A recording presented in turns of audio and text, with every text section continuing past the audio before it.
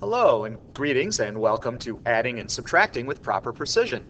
Yesterday we talked a lot about how in here we're dealing with quantities, not numbers like we do in math class. And quantities have to have units so that you can interpret them, and quantities also have a particular precision associated with them. Some of our measurements are more precise than others. And we talked about how when using measuring devices like a meter stick or something that you have to measure all of the marked calibrations and then estimate to the tenths of the smallest calibration. So you have to look in between the little hash marks and make an estimation. And we talked about how we can communicate the precision of a measurement to one another, especially when dealing with zeros, because those can be tricky because they can be placeholders or they can be part of the measurement. So we had all those rules that we went over yesterday. Today and tomorrow we're going to talk about how we can do operations with these kinds of quantities, because after all, we want to make sure that the quantities we get out of an operation, an addition, a subtraction, multiplication, division, or combination, has the right precision compared to the precision of the measurements that we put into the equation. So today we're going to deal mainly with addition and subtraction, and we're going to try to find a general rule that we can use to tell us how to take the number we get out and round it to the correct precision to match what we put in. So here's our first of two examples. What is the perimeter of an object with sides of length 10.42 meters, 13.372 meters, 12.0 meters, and 11.05 meters? Now you might immediately notice, hopefully, that these are different precision measurements. I'm not sure why you would go and make 4 different measurements to different precisions, but we have in this case. Maybe more than one person made some of the measurements. Right, so to find the perimeter of an object, we have to, of course, add the lengths of the sides. I'm going to set this up like we would back in your elementary school days. Okay, so I'm going to turn it into a column addition here. You'll notice how all the decimal points are lined up. Now I've made the last digit red because remember, in a measurement, the last digit is the estimated digit. So for example, here the first number is estimated to the nearest hundredth of a meter. The second number is estimated to the nearest thousandth of a meter. This number, the 0, counts because it's after the non-zero digit and there's a decimal point. That's rule 3 from yesterday. So this one is estimated to the nearest tenth of a meter. And last one is estimated to the nearest hundredth of a meter. Now, of course, in addition, we add columns. We add straight down the columns. But you'll notice there's some holes here. So if you remember in elementary school, what you would do is you would throw in zeros into those holes. But remember, for us, these are measurements. And if we estimate it to the nearest hundredth of a meter here, we don't know that there's 0 thousandths of a meter.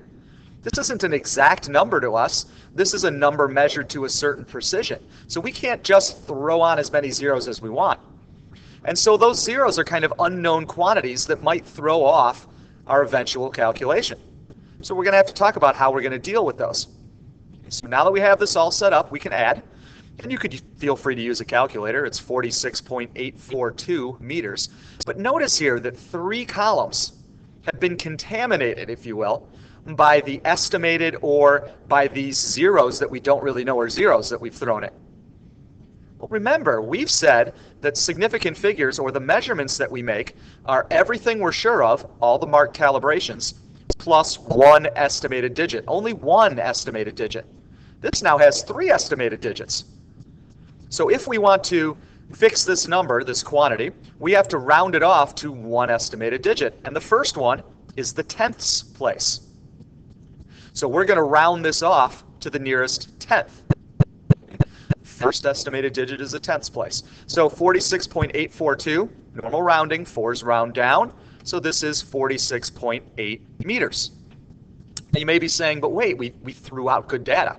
Well, we didn't actually throw out good data. We threw out bad data. We threw out the columns that had these zeros that we had just thrown in. And made this 4 and this 2. We're not really sure it's a 4 and a 2 because we're not sure those are zeros. So what it did is it got rid of the part of the result that was beyond the estimated digit, that we really had no idea if it was accurate. Okay, so it's a good thing to do. It gives you a more accurate result. Now, we said that we wanted to find a kind of a common rule that we could use to decide where to round off without doing all of this. Let's organize everything in columns here. So let's take a look at the precision of each of our original measurements and the precision of our answer and see if we can come up with some sort of pattern here. Again, the first number precise to the nearest hundredth, this one precise to the nearest thousandth, this one precise to the nearest tenth, and the last one precise to the nearest hundredth. So which one is the least precise number? Well, that would be 12.0 meters, only precise to the nearest tenth. The zero counts again, remember. Look at our answer. It is also only precise to the nearest tenth. So the 12.0 meters is the least precise measurement, precise to the nearest tenth, and our answer is also precise to the nearest tenth.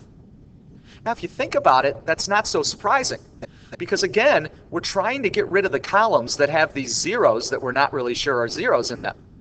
And if you round off to the least precise measurement, you're getting rid of as many of these zeros as we added in. So let's do one more example and see if this kind of general rule holds here. This time we have an object of lengths 14.4 meters, 13 meters, 12.25 meters, and 10 with a decimal point meters. First of all, 10 with a decimal point, so that 0 does count. Right? It's after the non-zero digit, and there's a decimal point. So according to Rule 3 we learned yesterday, right, this 0 counts. So if we add these up, again, we have estimated to the nearest 1, estimated to the nearest hundredth, estimated to the nearest 1, and estimated to the nearest tenth. We got to throw in these zeros that we're not really sure are zeros in all of the blanks. Add up the number, we get 49.65. Again, if we're going to use our general idea of what a sig fig should be, we're going to keep everything we're sure of plus one estimated digit. Only one estimated digit. So the first estimated digit is the 9, and the 9 is in the ones place. So we're going to round off to one estimated digit. We're going to round to the nearest 1. Now, this one's a little tricky because 49.65 rounds up to the nearest 1, and it makes it 50. But a 50, we have a 0 at the end. So we have to decide how to deal with that. Since we're rounding to the nearest 1, we want the 0 in the 50 to count because that's the ones place. And to get the 0 in the 50 to count, we must put a decimal point after. And so we put the decimal point, and then this 0 counts. It's part of the answer, part of the measurement, because it is after the non-zero digit and there's a decimal point. So this answer is precise to the nearest 1. If we didn't put the decimal point on, the 0 would become a placeholder, and the 5 would become the estimated digit, and now it would only be precise to the nearest 10. You have to be really careful with the decimal points. Okay, let's take a look now at these numbers. 14.4, precise to the nearest tenth, nearest 1, nearest hundredth, nearest 1. So 13 meters and 10 meters are both precise to the nearest 1. But notice our answer is also precise to the nearest 1. So this is the general rule. Okay, we always need to round to the least precise measurement because that gets rid of all of these unknown zeros, these zeros that may not actually be zeros, that because of the column nature of addition, right, we have to add in to do that addition. So let me generalize. 3 rules. The first rule is actually one we haven't had to use in these problems, but it hopefully will make sense to you. We have to make sure that all of our measurements that we're adding or subtracting have the same units.